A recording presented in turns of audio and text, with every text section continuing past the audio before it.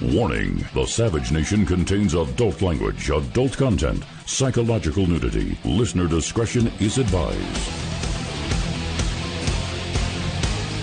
Now, here he is, author of Liberalism is a Mental Disorder, Trump's War, and God, Faith, and Reason, Michael Savage. Don't worry, it's the Savage Nation. Let me just say this to you. Talk radio is about opinion. It's not a commercial for Donald Trump. It's not a commercial for a particular party. Talk radio is about opinion. No one owns me. Nobody owns me. I'm not a member of the cartel that controls radio and television. And let me tell you something else. Things are getting so controlled right now with the mergers, the AT&T. I don't know what else they bought. Soon Amazon will buy them all, and there'll be one company that runs America, including the U.S. military.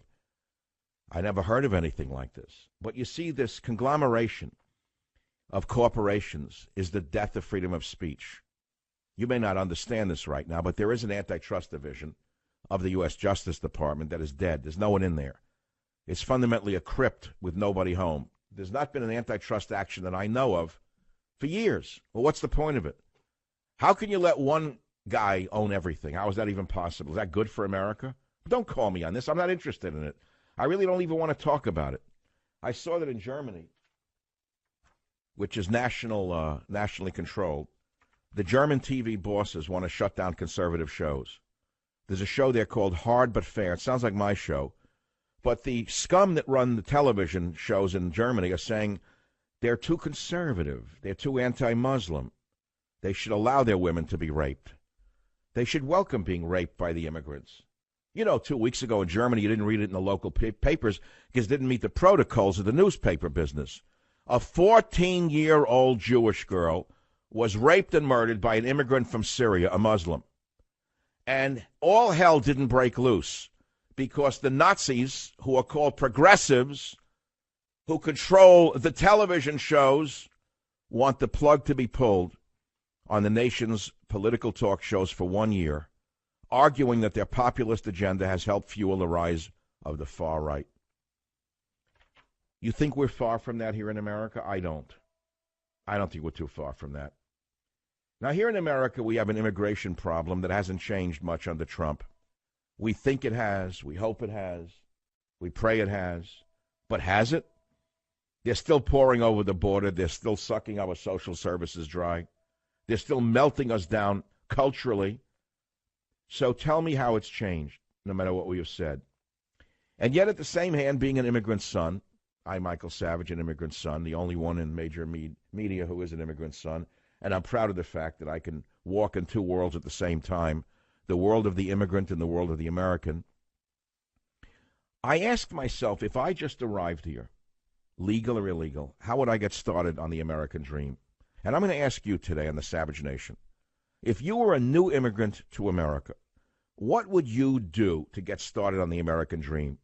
Some of them work really hard, and they're working on the American dream. But what would you do? What business would you go into? What would you get, a souvlaki stand in Manhattan?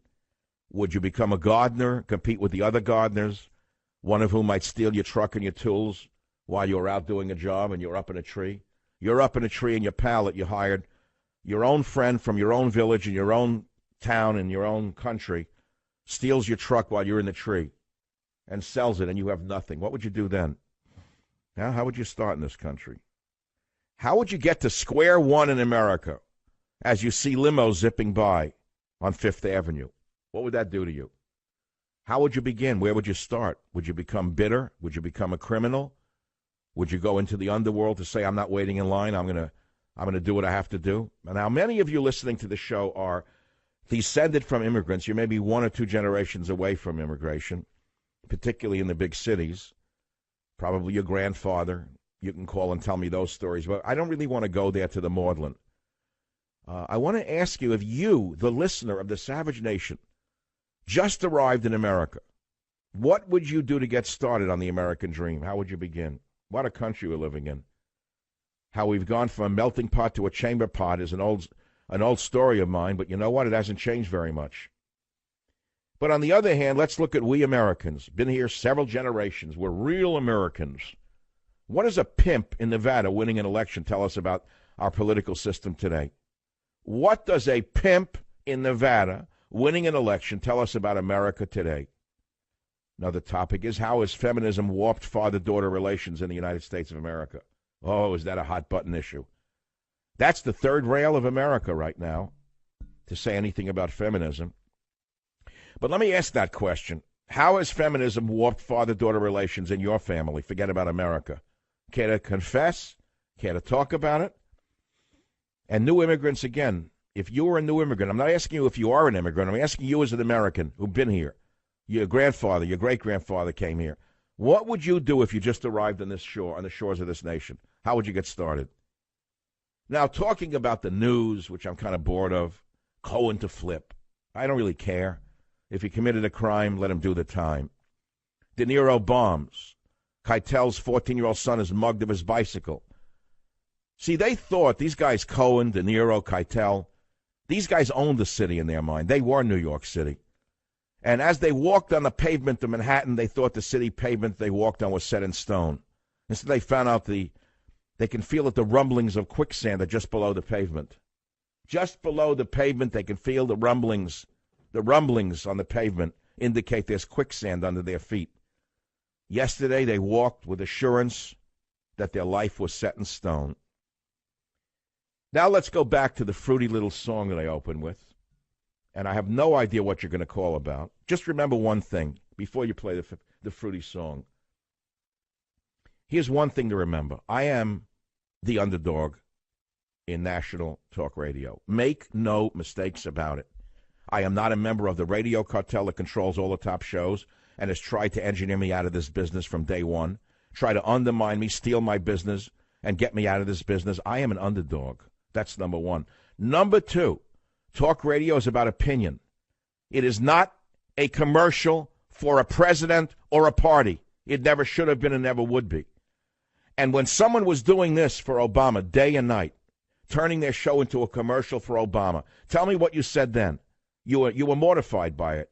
You were nauseated by it, weren't you? Well, we're supposed to sit here now? Whatever anybody says or does that is somewhat critical of Trump, the whole audience goes insane. They become so brainwashed they think it's fake news. What am I talking about? Yesterday I did a show called The Trump-Kim Summit is somewhere between Reagan and Chamberlain. It was the most brilliant possible take on what actually happened in Singapore. Nobody would link that story except, well, of course, it's on michaelsavage.com, but my good friend Chris Ruddy linked it to Newsmax.com. He linked it, but there are other articles that looked it in the eye, by the way. And I saw other articles. A man named David Ignatius on Newsmax wrote, Kim gave up little in deal with Trump. Eli Lake wrote, linked on Newsmax, Trump treating Kim as a statesman contradicts previous disposition. But if I were to say some things like that, what would happen? The Trump bots would go insane. They'd call me a commie. They'd call me a socialist. They'd call me a liberal. They'd tell me I'm a Russian spy. They'd tell me I work for Mueller.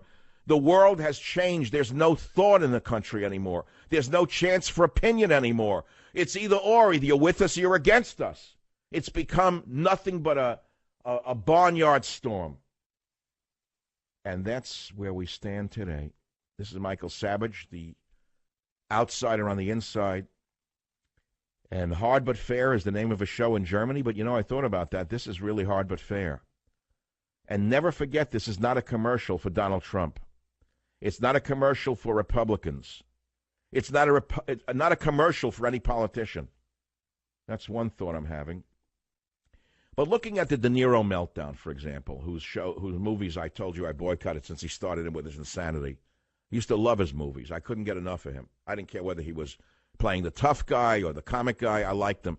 I now boycott De Niro. I see him on the TV flipping by on my thing. I go right by it because it's counted in the meter. Like, let's say you have Comcast cable and you stop on a movie. Well, of course, the computer counts how many times you hit it so they know what to program. I don't do it. I don't watch him. I don't watch Samuel Jackson. I used to think he was a pretty good villain in many ways. I don't watch him. I don't watch the other one. His car flipped over with the woman in the car, and then they gave him a God show, a 15-segment God show to cover it up. And just hear the guys, the cynics in Hollywood. Well, he's a big moneymaker. Car flipped over with a woman. Wait, how are we going to handle this? I got it. Let's get him a God series on Nat Geo. We'll take the earring out of his ear for that show, and he can walk around and talk about the world's religions. I boycott him. Who have you started to boycott since the primaries when you saw that they were stone-hearted racists or haters of America? Who did you find to be so obnoxious you don't watch him anymore, right? Now, many of you are calling already, thank God, on how you'd start in the country. What triggered this in me is interesting. I don't know what triggered it in me, but it's interesting. I thought about what would I do if I just landed here. My grandfather came here with nothing, came here from Russia. I wouldn't say nothing. I don't know what he had. I have no idea. The guy died at 47. I never met him. And he was a tailor, but a fine tailor. So I believe he wound up, I know he owned his own tailor shop in Manhattan. I have the address somewhere. And he started to make fine suits. He was actually he didn't just do cuffs. You didn't bring him in for an alteration like a cuff, like you do in Macy's if you buy a suit. My grandfather, Sam, made suits from whole cloth. And I understood later in life that he was very popular amongst the wise guys, the gangsters, the racketeers. They all had their suits made. I didn't know anything about it. I don't know why. He must have been a good suit maker. And that was interesting. He made good suits. They liked to dress well. They were sharp. The Italians, the Jews who were like wise guys all had their suits made. But, okay, so he then worked here, brought his family over. My father came when he was 7, came here in 1920, immigrant. What did he do? What did my father do? He went to high school. I don't know how far he went. I really don't know. Not much further than that. I hear stories. He was 7 years old. He was driving a laundry cart with a horse, pulling it. I can't believe it. Like, what century is that from? My father always had a scar on his leg, like the knee, like a huge scar. Hey, Dad, how'd you get that scar? I don't. Then years later, they never told you anything. You had to, like, get it through, like, the grapevine. The horse bolted, pulled the laundry cart. My father fell off, like, the cart, and a spike went through his leg. He never talked about it. Not a big deal. This was life. This is what it was for immigrants. Welfare? Are you joking? First of all, it was limited. Number two, they would rather have thrown themselves off a fire escape than take what was called home relief. They had self-respect. They had pride. They'd rather throw themselves into the East River and drown than take a nickel from the city. Now compare that to what's coming into this country today. That's the opening to the show. Be here. Savage.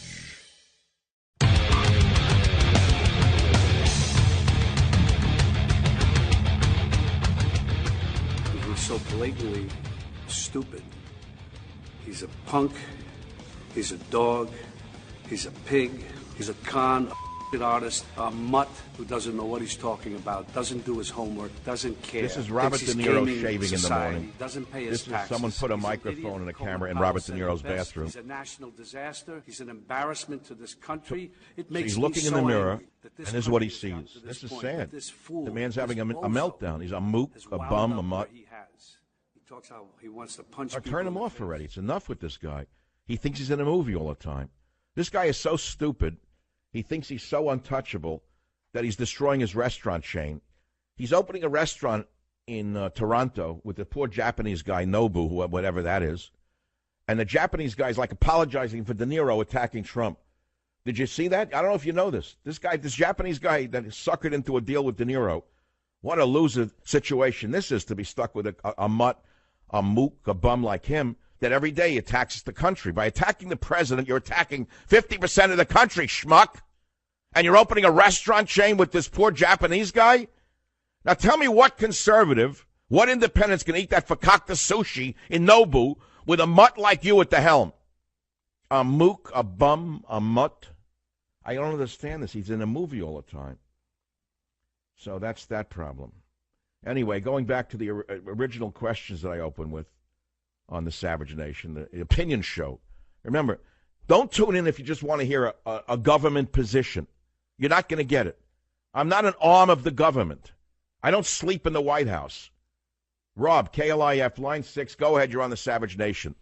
Hi, Dr. Savage. Thank you for taking the call. I think you open to the show. You're absolutely correct about your point as far as the loudest voices, the voices we see on TV, the voices we hear on radio, aside from yourself, that They are insane. They don't know how to think. There is no critical thinking. But I see it out in the general public. I talk to people all the time. I think. Wait, hold it. Do you see critical thinking in the general public? Is it still permissible? Well, we elected President Trump. If I think that's the clear and simple sign. How could they listen to shows with hosts who attack Trump for the whole year and now make believe that they lick his boots? Don't they understand history? The loudest voices supporting Trump now, including the great Sean Hannity, attacked Trump for a year straight. Okay, what goes around comes around. That's all I can say. So what do you want to talk about? If you arrived in this... How does a pimp winning an election in Nevada, what does that tell you about America today? That a pimp from Nevada could win. If that guy Hoff is listening, I want you to call the show. Savage.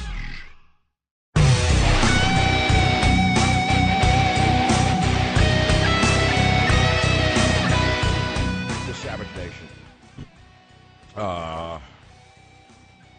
So my dog is so smart. He's got better timing than most people on television. During the break, I went to the radio kitchen to heat up some leftover Chinese food from yesterday before I ordered more bad Chinese food for lunch. And he came running up with only 40 seconds to go. He made me come back to the microphone. How does this dog have timing? He's 15 years old. So what actually are we talking about? I don't know. You figure it out. I'll let you figure it out.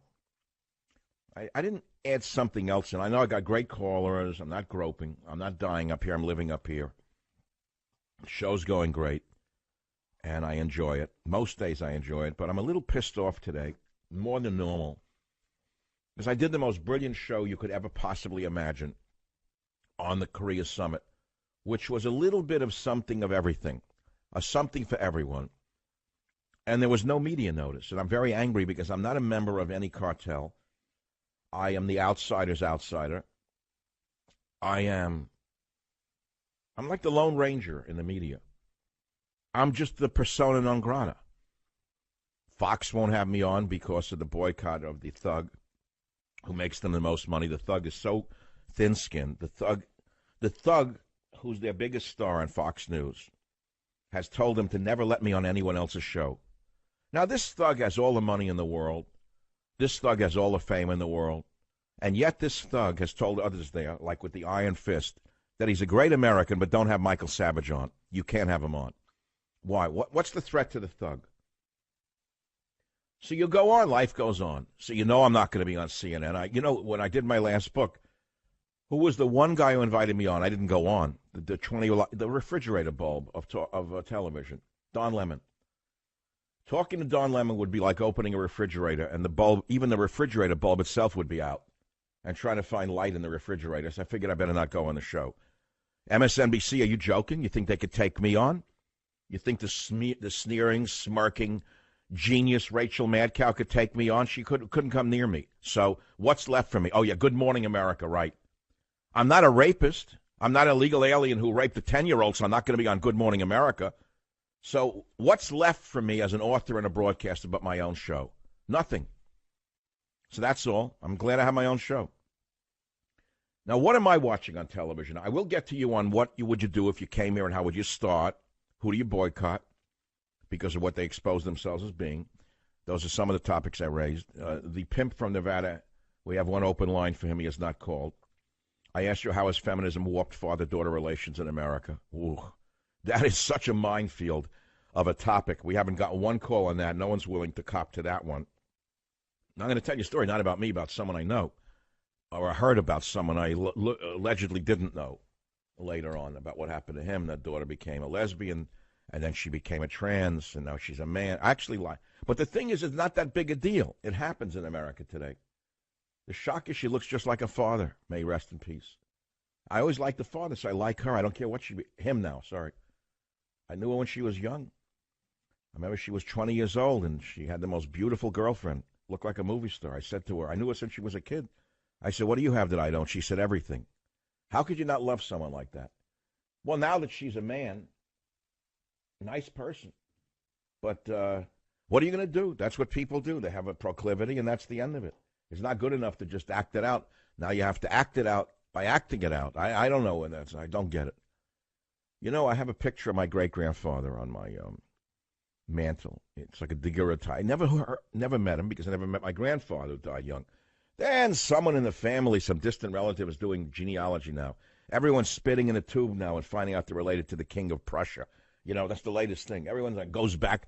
Whoever you talk to, they go, oh, yeah, did you know I have an ancestry? They were all a nobility. Maybe it was not nobility. Maybe it's just to make it up so they keep you spitting in a tube. You're telling me everyone had noble origins? There was probably in every family, there was someone who was this. There's always like there was a rapist, murderer, bank robber, crazy person wound up in a madhouse, axe murderer, doctor, probably somewhere along the lines, rustler. Not everyone can be related to the Queen of England somewhere, but everyone, you know, they spit in the tube. Oh, yeah, I checked my ancestry. I'm like 98% related to the nobility of Norway. And what's the other 2%? They don't tell you that when you spit in the tube. It'll ruin your business. I tried it once. I never got anything back. That was really weird. Then I was once in Park City, Utah. I listened to this story with ancestry. Now, the Mormons have it down better than anybody. They got like a mountain somewhere with everybody's genealogy going back to, I think, Jesus Christ himself. They have a mountain of data, the Mormons. So they have like computers. It's like a storefront. You walk in Park City, Utah. So I go in. I pump in the names. They let you do it for free. Nothing comes up. There's nothing. Zero. There's no ancestry. My wife put in a name. They have like it go back to like the 1600s. This one married that one. A Cherokee came in the tribe. And she got the whole thing, and it was all true. She knew it to be true. Mohawk was in there, the Iroquois, the this one, the that one, the Mayflower, the Daughters of the American Revolution were in there. Mine was blank. Couldn't figure out. So the guy who was in there, like the chief genealogist, nice guy, like very Mormon-esque, tall, emaciated, like sallow cheeks, but they're like great people. I said it came up blank. So he made like a call in the back of the storefront to the mountain, like the mountain that they have. Now the guy's the chief. So the guy in the mountain said, we'll get back to you. They call back, we can't find anything. I have no genealogy.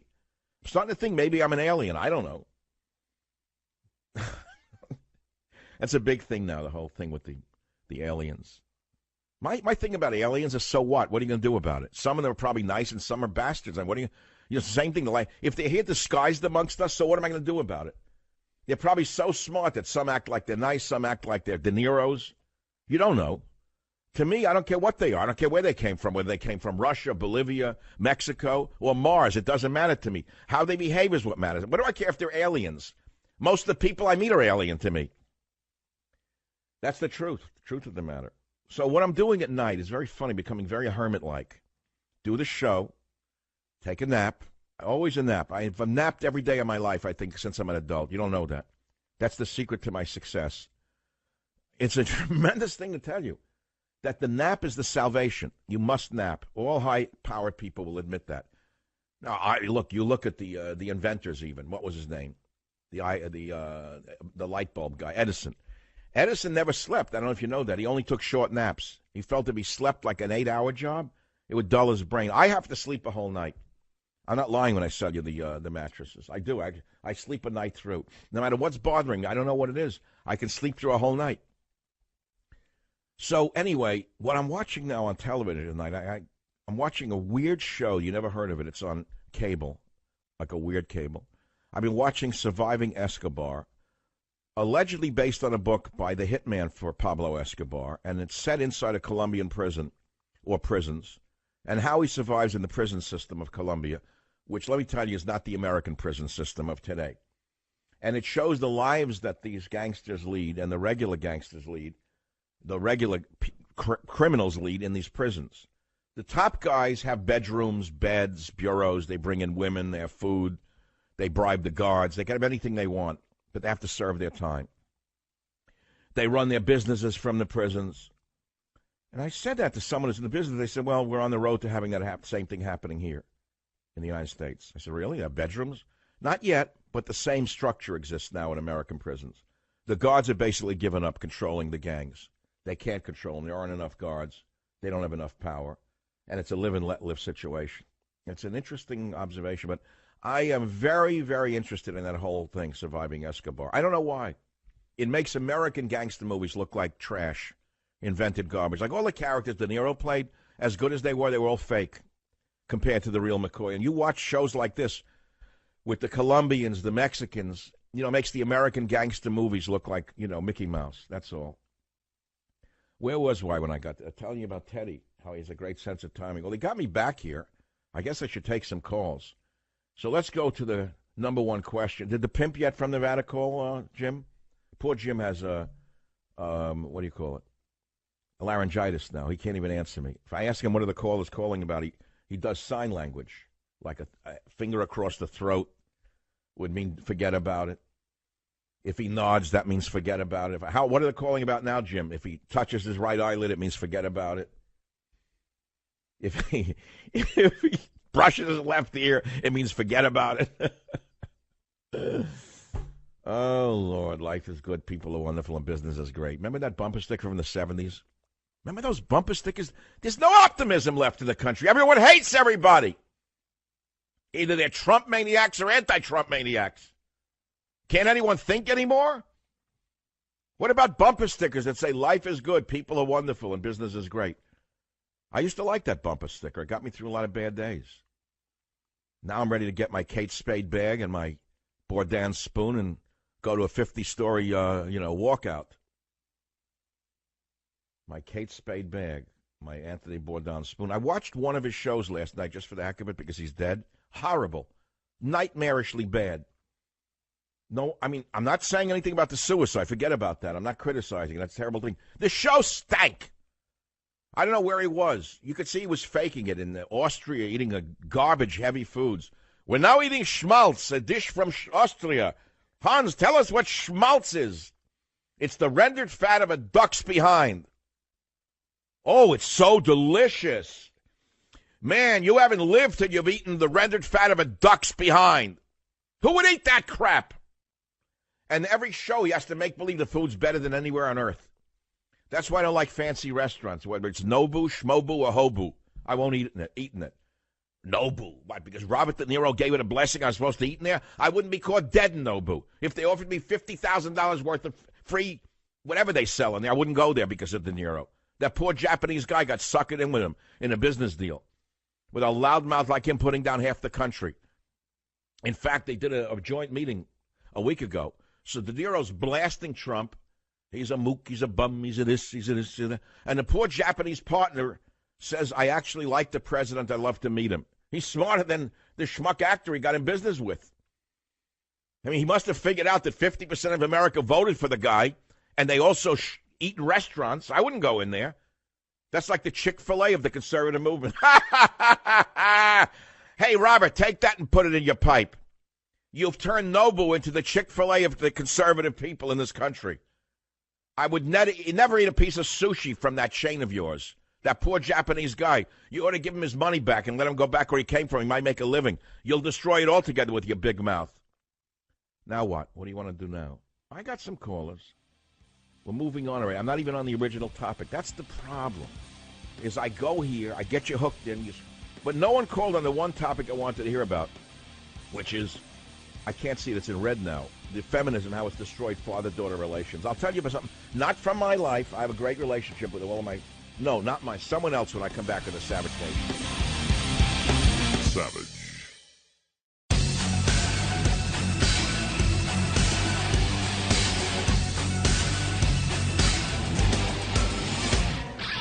Shield your car with Car Shield because nothing can put a dent into your summer plans like your car breaking down, right? You're on a road trip, and bing, you hit with a huge repair bill out of nowhere, and all the money you save for the trip or an island getaway is going to go to fix the car.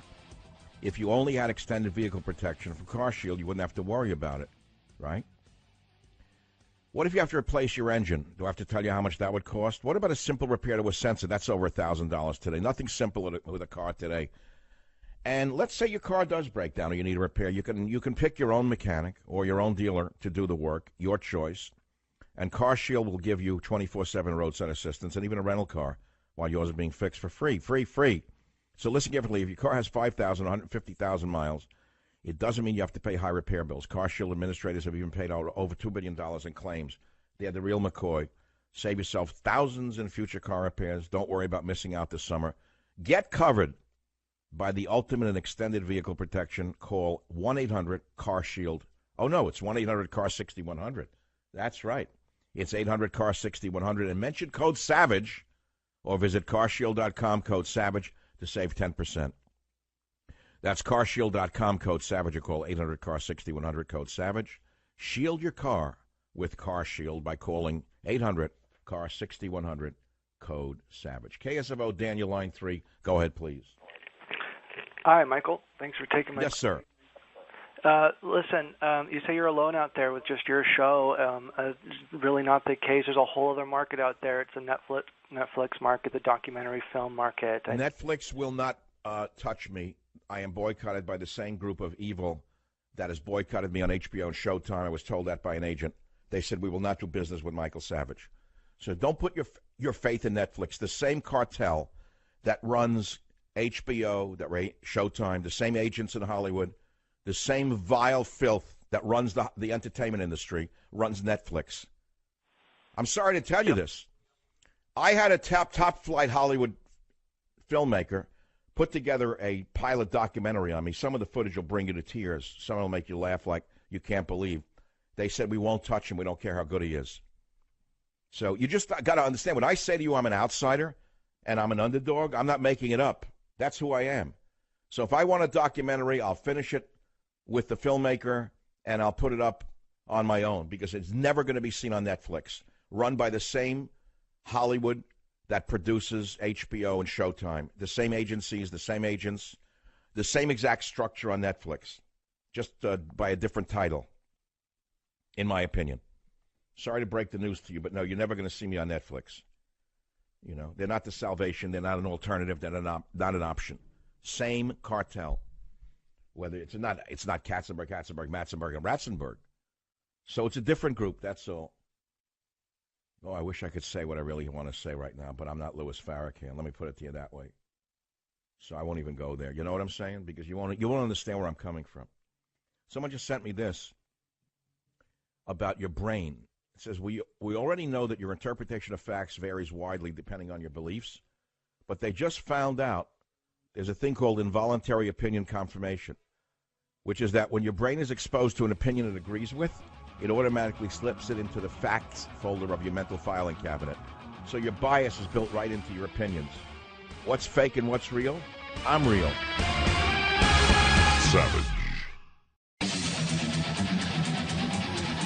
Warning: the Savage Nation contains adult language, adult content, psychological nudity. Listener discretion is advised.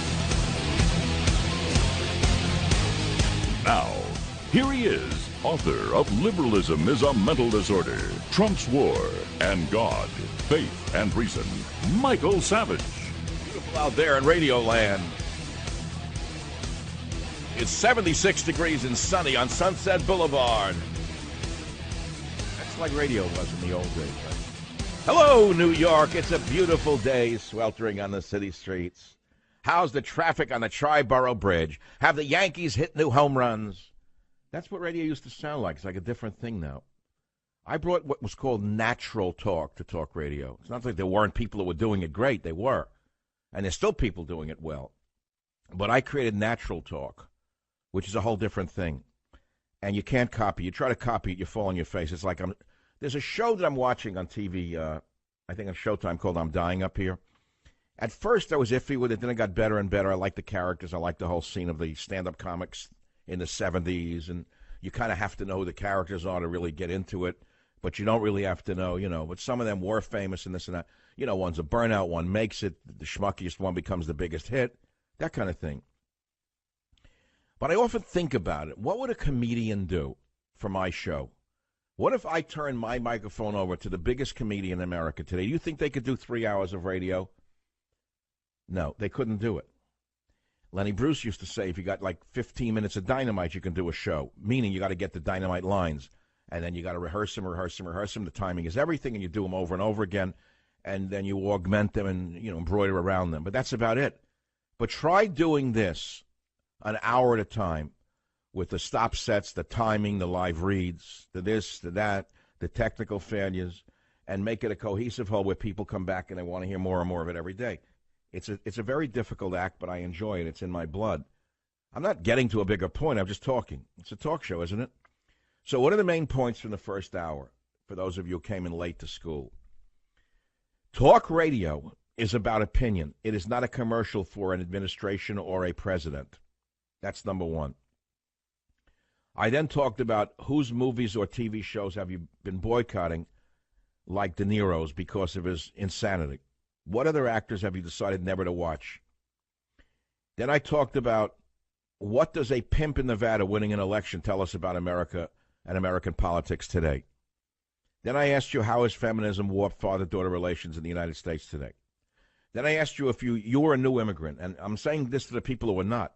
Have you ever looked around and asked yourself, what would you do if you just arrived here? And I talked about my grandfather who got here and had to start from zero, built up that little business in the tailor store, made the suits for the wise guys, died at 47 of a heart attack. I mean, it's horrible. I wish I had a grandfather who was like 95, sitting around somewhere who I could give something to, go visit him in an old age home. I mean, I don't have a brother. I wish I had a brother. He died young, too. I don't have a father because he died in 1970. I don't have a father. I don't have a grandfather. I don't have a this. I don't have a that. But I stand here and I do my show every day all on my own. Why? Because that's what I do. And that's it. I'm much stronger than I thought I was. All my life I didn't know how strong I really was. You don't know how strong you are until you test it, and you don't know how weak you are until you test it and you break. But like the Jewish gangster in the book, where's this God, Faith, and Reason book? I can't ever find a copy. Here it is. I look good in that picture. I got to tell you, it's like the photographer. Really good. Vince, man, you did a great job. He was leaving that day. Remember to tell you the picture of that story? Cover photo by Vince Ramini. Vince did the Teddy book, too. Vince came out to do the photographs. I'm the world's worst author from the point of view of the publisher with regard to photographing me. I hate it. I refuse to sit. I don't want to do it anymore. It's like the portrait of Dorian Gray. How many years can I sit for another picture? I said, you have hundreds of pictures of me. Use them. No, he's got to come out. So he comes out to do two books, Trump's War and God, Faith, and Reason, were the two books that they were going to do at once for the pictures. So Vince, it didn't go well. It was like a drizzly day in the Bay Area. He was out. I wasn't into it. It just didn't work. You know, I could see it wasn't working. Vince had come all the way out from New York, and he's a great photographer. And he's wrapping up his equipment. He actually packed it all up and put it in his rental car. And he came down to my house, and I was saying, I'm sorry it didn't work out. Come in, let's have a coffee. As he's leaving in the car, like the mood changed. It was like gloomy instead of sunny. I was outside. I said, Vince, get your camera. And he got two shots that were awesome. One of them, I was sitting on the back of my house with drizzle falling on my head, and that's the God, Faith, and Reason. He actually caught my soul. It's frightening. I think I lost my soul from that picture. Like primitives used to not let you take their pictures. They were afraid that, like, you were stealing their soul. In a way, it's true. You know, Vince, you stole my soul in this picture, God, Faith, and Reason. You like did a Norman Vincent Peale picture of me.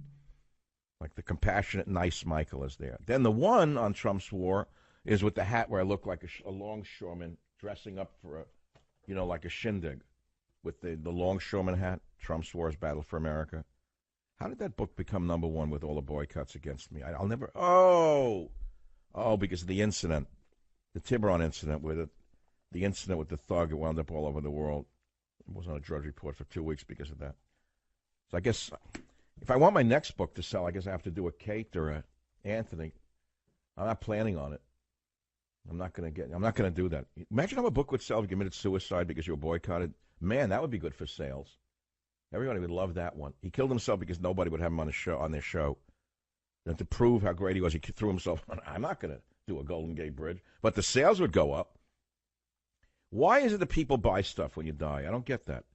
Why does your popularity go up when you knock yourself off? What people will do for fame, my goodness. My opinion on that whole issue, I never followed up on that show from last Friday about suicide and depression. Here's what you think. Only one thing to carry home. One take-home message. Don't rush it, man, because it's coming anyway, Let God decide when your time is up. Don't rush it. It's going to be here sooner than you know. That's it. Don't push the envelope on that one.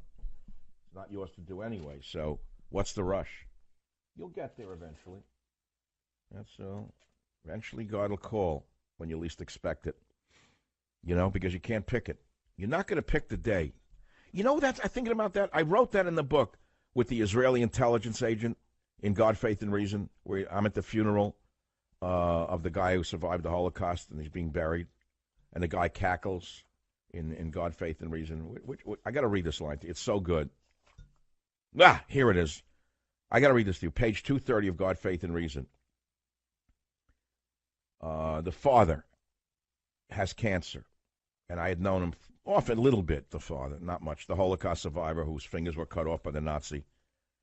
And it's a great story, unfortunately filled with tragedy. So I'm talking about before he died, years before. I went over to see him when Murray called and said his father was dying. We brought a bag of groceries, French bread, a pound of sliced turkey, some wine, some vegetables, and a quart of milk. The usual stuff you bring when someone's sick, poor, and housebound. Florence and Joel greeted us at the door of their little one-bedroom apartment on Van Ness. I always liked that they're remembering the few dinners they invited us to. Having been in the antiques business like my deceased father, Benny, the place was filled with oversized, high-quality furniture and paintings. His father, Murray, was in a bathrobe in a gigantic English armchair, shrunken but beautiful in a way. He pulled me close and said, Michael, I remember when you took me and Joel to Chabad in Berkeley almost 20 years ago. I know you almost 20 years. That's not a short time. You took me to a bar after on Telegraph. Those were the good times. Now are the bad times. Bob, I prodded, you hear this? I extend one good deed 20 years ago, and this guy remembers. It's like one of the best moments of his life, this one good drink I bought him. So he goes fast into the hospital where he insists they let him out, probably to die at home. And 3 or 4 days later, boom, it's over. Like that? Yeah, Joel told me he had been sick most of the night, vomiting, probably those toxic chemochemicals. He forces himself up and says, Joel, she's there on your left, the angel of death. Joel gets scared. He says, Pop, there's nobody here but me and Mom. Murray stares at the big chair across the small room. To your right, Joel, on the couch. He's here with her. He stands up, starts to walk across the room, and collapses. I can see that even the anti-Semite Bob, who I'm telling the story to, is tearing up, wiping the tears from his face. Listen, you racist, I said to him. Looking at that hole in the ground with Murray's casket so bare and hearing the rabbi's ancient chant and watching the young Mexican gravedigger moved by that chant, I became reminded of my own hole waiting. I never knew where I wanted to live, I whispered to Joel's friend from Israeli intelligence, and I sure don't know where I want to die. We never know where we're going to die, he reminded me with a 70s rocker's cackle and grin. That was supposed to be the last lines of the book, God, Faith, and Reason, but I changed it at the end by adding another story to it called The Savage Duality of Man, Animal Soul, Spiritual Soul. There is a war within each of us due to the duality of the human soul, but I don't want to read that to you now. My point is about death is that we never know where we're going to die, and I was going to say to you that people who commit suicide want to control their destiny so badly that they want to take control and wrest the reins of their death from God. Did you hear what I just said to you? Has anyone ever said that to you as clearly as I just did? Clint, I haven't read that anywhere. It's a keen insight when you think about it. Because most of us see suicide as tragedy, and in a way it is for all of us who survive and for the person who couldn't take the pain, right? But I'm getting off the track here. What's the track? There are no tracks. There's no track. This show is not on a track. This show is a series of circles. Right now we're going to go to another circle within the circles of the show, which is this Godfather clip I asked for during the break when I ran upstairs to have tuna fish with a cracker, and my dog brought me back down. It's the scene from Godfather 1 where Tom Hagen is the lawyer for the mob, the Corleone family. And he flies out to Hollywood to see the movie mogul because he's trying to get the Frank Sinatra character to get a part in the movie, remember? And the producer won't have him in the movie, and he's trying to convince him to put him in the movie. This is before the Horsehead scene. So listen to the scene just for a minute, and I'll tell you why I'm playing it. Johnny Fontaine never gets that movie. That part is perfect for him. It'll make him a big star. I'm going to run him out of the business, and let me tell you why. Johnny Fontaine ruined one of Walt International's most valuable protégés. For 5 years, we had her under training, singing lessons, acting lessons, dancing lessons. I spent hundreds of thousands of dollars on her. I was going to make her a big star. And let me be even more frank. Just to show you that I'm not a hard-hearted man, that it's not all dollars and cents. She was beautiful. She was young. She was innocent. She was the greatest piece of ass I've ever had, and I've had them all over the world. And then Johnny Fontaine comes along with his olive oil voice and guinea charm. And she runs off. She threw it all away just to make me look ridiculous. And a man in my position can't afford to be made to look ridiculous. Now you get the hell out of here. And if that goomba tries any rough stuff, you tell him I ain't no band leader. Yeah. I heard that story. Thank you for the dinner and a very pleasant evening. Maybe your car could take me to the airport. Yeah, that's a great scene, but I'm playing it for a reason. So the powerful producer says he'll never work in my town, right? Basically, because he stole a girlfriend from him. And what I'm saying to you is the same czar-like mentality exists now amongst the czarinas and the czars of Hollywood. And that is why I consider myself to be very lucky that I'm an outsider, and I will never work in Hollywood or on Netflix or on HBO or Showtime. You'll never see me on Fox News. You'll never see me on ABC, CBS, or NBC. You have only one chance to hear me, and that's on the Savage Nation radio show. And, that's it. This is it. It's my only outlet to you right here. This is it. And it's not because I stole someone's girlfriend in Hollywood. Don't get me wrong. It's because whoever it is that runs the show doesn't want me to be seen or heard. It's that simple. So I'm very proud and happy to be here. Now, that's not what the show is about. It's about all the other things. Feminism, how it's affected father-daughter relations in America. And I didn't even tell you that story yet. I hinted at it. I asked you if you were new to America. Not if you are, but if you were. How would you begin? Where would you begin? How would you start? What would your first thing? What would you do? How would you begin in this country if you were a new immigrant? Where would you begin? Because not all of them come here to take welfare. What would you do to start with? I'll be right back. Savage.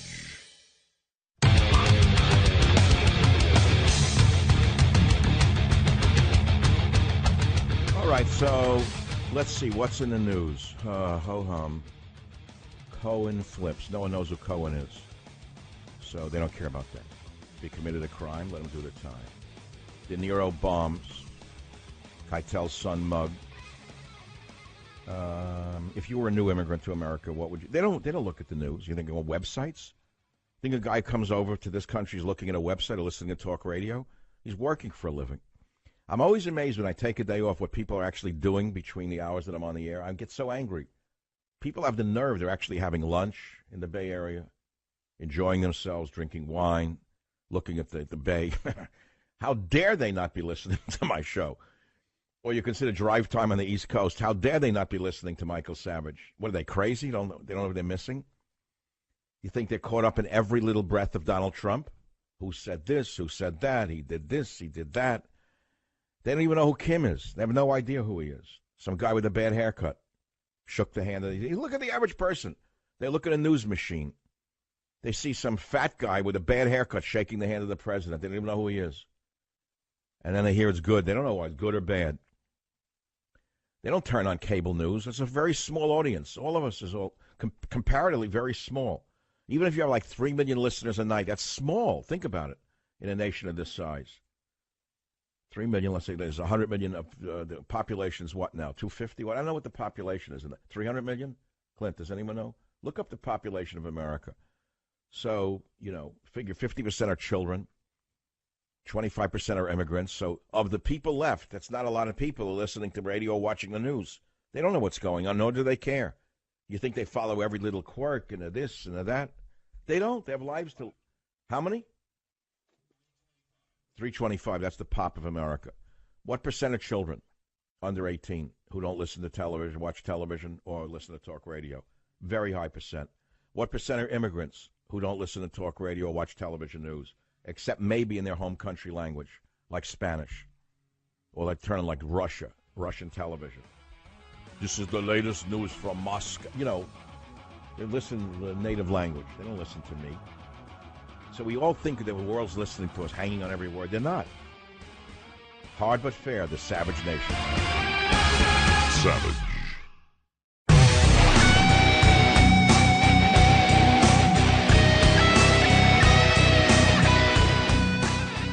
Get on up, sex machine. Ho-hum, how boring. Sex is boring. I mean, everywhere you turn, another sex story. Who cares? Human body, think about it. There's something always falling off or breaking. I'd rather talk about how to cure toenail fungus than talk about collusion or Cohen. I could do a more interesting segment on how to cure toenail fungus using eucalyptus oil and other products rather than talk about, Trump and this and Mueller. How much can I take of it? Why is that so upset? Why is everyone obsessed with that over and over again? Cohen's going to flip. Not going to flip. Then they want to break California into three. What difference would it make to me if they break California into three parts? We'd have three choices: communist, super communist, and extra super communist. That's the three choices. And all people who earn a living leave. That's all. Take a look at the political race in San Francisco. You see the two whack jobs that were running against each other? One conceded, the other one won by like 30 votes, then 50 votes, then 80 votes. No good Nick from the top to the bottom. The other one's worse than him. The guy who just lost, Leno, I remember he was in a parade once outside the North Beach restaurant. Those of you know what I'm talking about. When Lorenzo was alive, God rest his soul. He used to have like a free Columbus Day dinner. He put it on for like 150 people. It was always like in the hot sun. It was really great. And the parade would go by, the Columbus Day parade. So about 10 years ago, this guy Leno was a supervisor. He was a real no-goodnik in my book. And he comes by crowing on the top of the car. A leftist, a classic leftist. So far to the left of the left that they love him to death in the city. Anyway, so he's on the parade cart, or the float, and he looks like Caesar up there, waving to the crowd. So I took a glass of wine. He didn't know me. I was a new talk show host, and I went up to him and I said, Supervisor Leno, here is a glass of hemlock. And his face went from the big smile. He actually knew what hemlock was. I guess he read his Plato or his Aristotle, whatever. I wasn't threatening him. It was a joke. It was just sarcasm. But that's the city, you know what I'm saying? The water coolers here are made of hemlock for those of us who actually make a living. That's why we choose not to go over to the bridge as often as possible. But it's a beautiful city. I got to tell you, I don't want to be negative about San Francisco. After all, I guess I should have a Warriors bumper sticker or something, or a flag, even though I don't follow the game. I can't get too into the basketball or the baseball or the football. Or the whole ball thing is not my cup of tea. I mean, I get it. I understand. The average moron has nothing to live for, so he lives through a team. That's like it's like the Gladiators. At least no one dies. So what are we calling about today? They already hung up. When I got too esoteric. I had tons of calls in the first hour on the feminism and father-daughter relationship, because every guy I know who has a big voice, speaks like a man, the daughter hates him. I don't know what it is. Unless you sound like Mr. Rogers, they're afraid of you. Women I think it's the same with dating today. I don't know. I'm not a young guy. If you sound too much like a man, they shun you. They're terrified. You have to be metro or feminist in order to get a woman today if you're young. You have to actually change the tenor of your voice to like a high-pitched voice and sound unthreatening.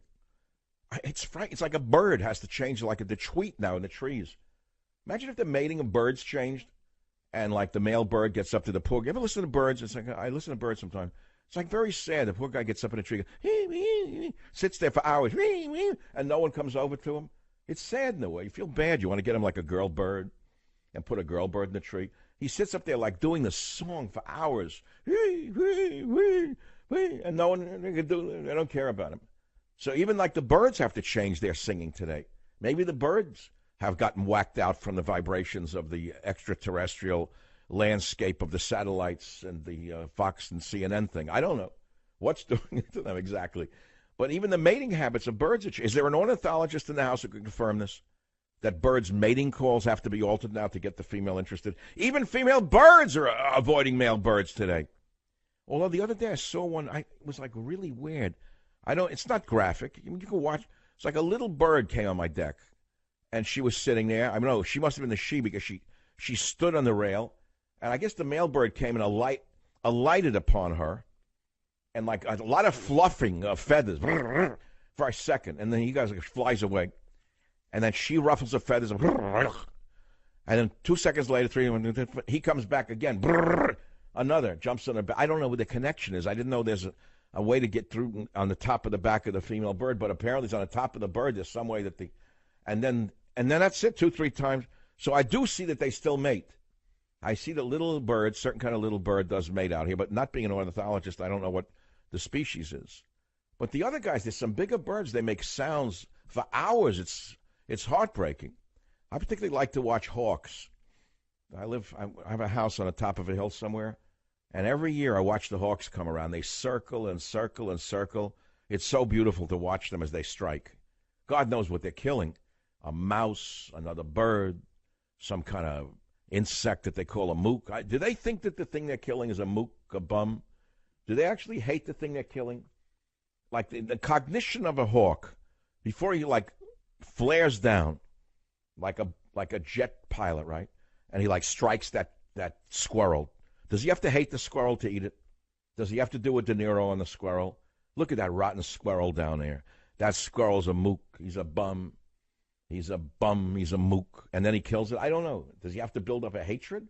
Or is it pure instinct that he's starving to death and there's no McDonald's for hawks? I don't really know the answer.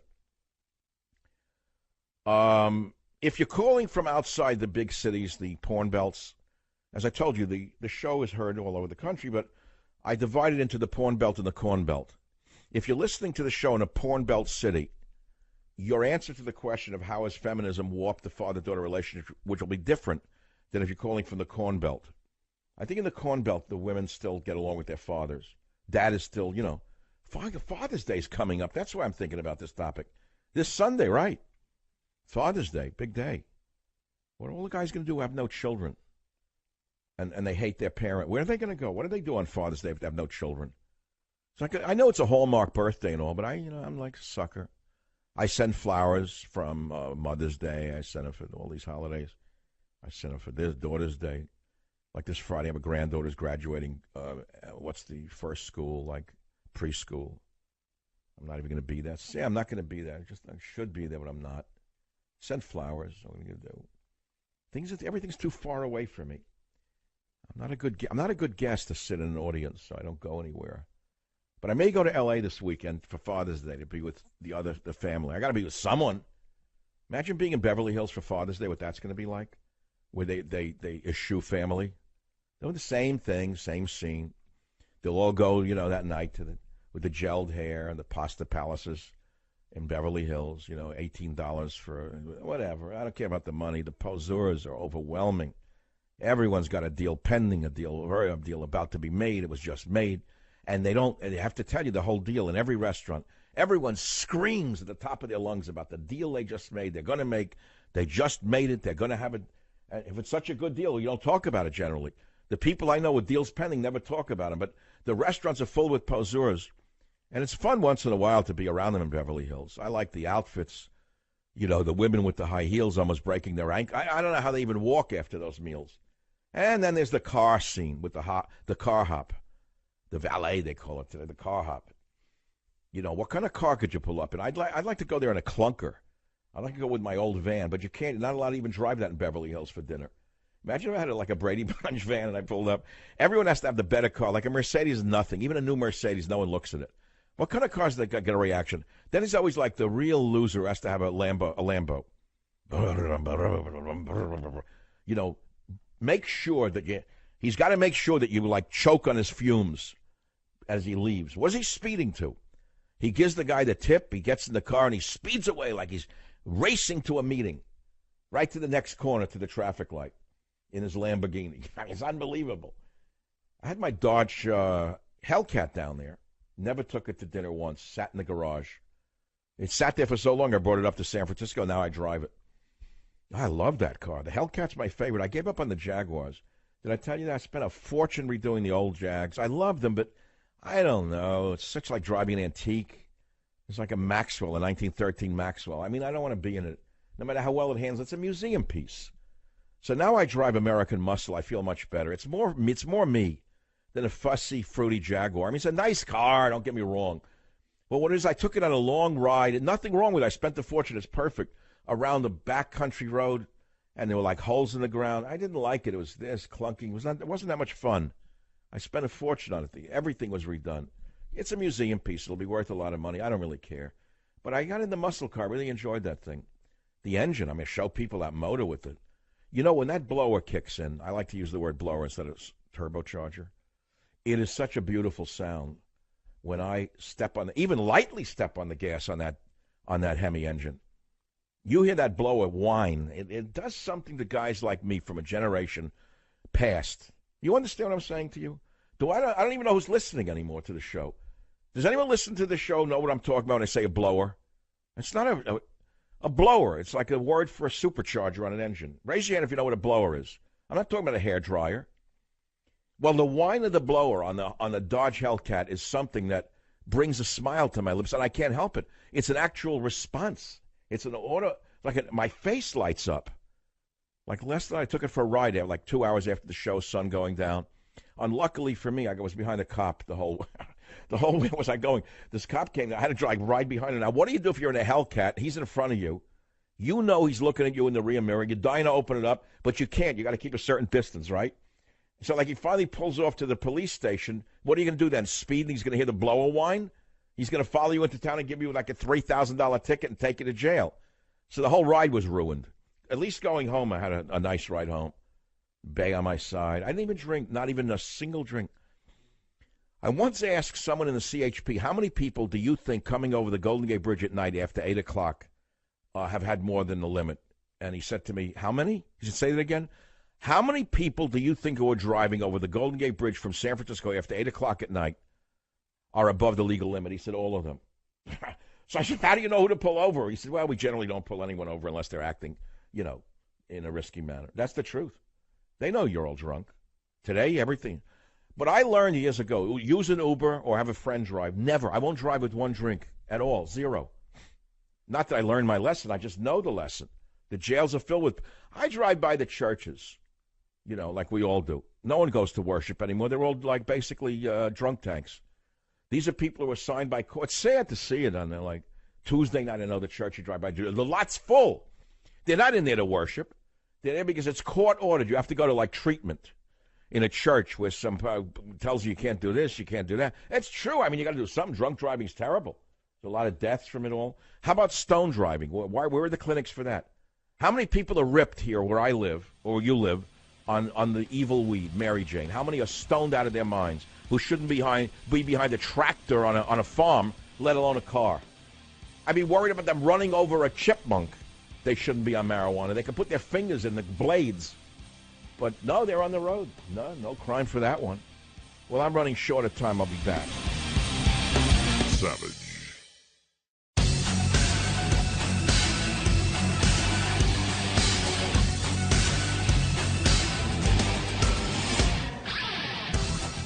Okay, I'm going to talk about sleep. I told you before, I'll tell you again, it's the most important thing in the world. To me, it is. So I picked Casper mattress because they created the most exceptionally comfortable mattress or sleep experience I've ever known. And I've been sleeping on a Casper for how many years now? I don't know. 3-4 years? It's unbelievable. And if you get a Casper, you'll totally understand why it's not just my favorite mattress, but the internet's too. Casper has created 3 unique mattresses that will help you sleep cool and comfortable year-round. There's the Wave mattress with remarkable technology. There is the Casper mattress, which is more breathable and comfortable. And then there's the Essential mattress, which is an innovation at a great price point. And remember this, all Casper mattresses are designed with zone support to coddle and comfort your every move, and they all provide the perfect support for every position you might sleep in. So why don't you see for yourself why Casper has hundreds of thousands of happy customers. Try your Casper mattress for 100 nights in your own house.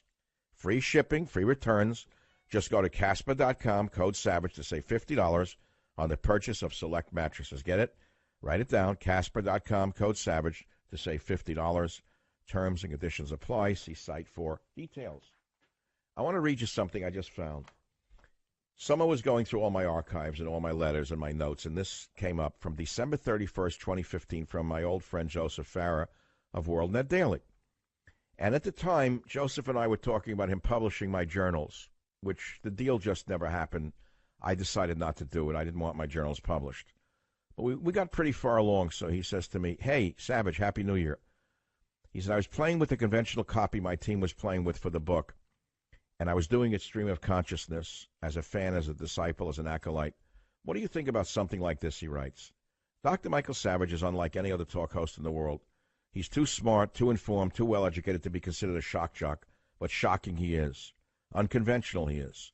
Like a virtuoso, he segues instantly and effortlessly from blasting the Washington political establishment and political correctness to what dinner was like at his favorite Chinese restaurant or his best meatball recipe, evoking laughter and or righteous indignation from his millions of listeners.